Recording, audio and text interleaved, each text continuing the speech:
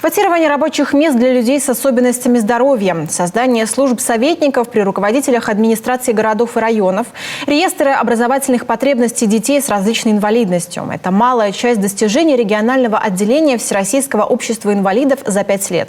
Что сделано и что еще предстоит, рассказала на отчетно-выборной конференции руководитель общества Маргарита Колпащикова. Елена Кононова продолжит. Безусловно, большой победой за последние 5 лет общества инвалидов в Коми можно считать внесение депутатами Госсовета изменений в закон о квотировании. Борьба за это велась не один год. Ранее работодатели считали достаточным выставить вакансию. Теперь, согласно законодательным изменениям, квота будет выполнена работодателем в случае заключения трудового договора с инвалидом. Сегодня не хватает только административного наказания для тех, кто этого еще не понял. Работодатели не все расположены устроить человека с инвалидностью, либо условия не подходят, либо человек по концовке не подходит. Тут все надо менять менталитет просто руководителей, что человек с инвалидностью, он такой же трудоспособный, как и обычный человек. Кто-то просто думает, что это не так. К сожалению, практика показывает, что люди также полноценно работают, как и без инвалидности.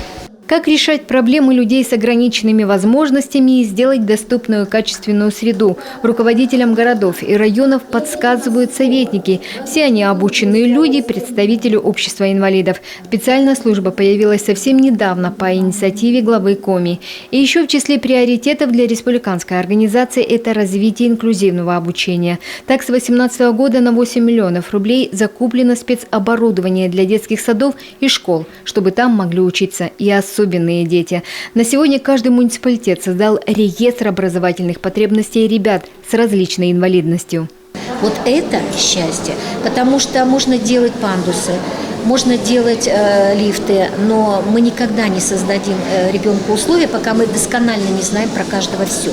И вот как раз вот эти реестры сегодня, они дают понимание про каждого ребенка абсолютно подробно, что ему нужно для того, чтобы он мог учиться вместе со всеми в обычных школах, либо, пусть это даже другое учебное заведение, но для него там созданы все условия. Много еще предстоит сделать, отмечает Маргарита Колпащикова. На сегодня в Коми отсутствует система реабилитации людей с ограниченными возможностями. Но, надо сказать, первые шаги уже есть. Республиканское общество слепых готовит такой центр в новом здании, куда переехали в октябре прошлого года. Группа специалистов уже обучается в педколледже. Больше половины того, что в центре реабилитации должно быть, у нас есть.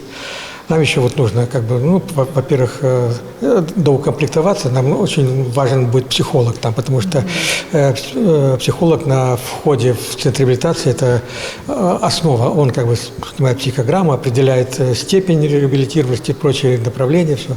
Вот потом, мы бы хотели, чтобы и каким-то навыкам труда можно было обучать. Не хватает сегодня круглосуточной службы поддержки и сопровождения инвалидов.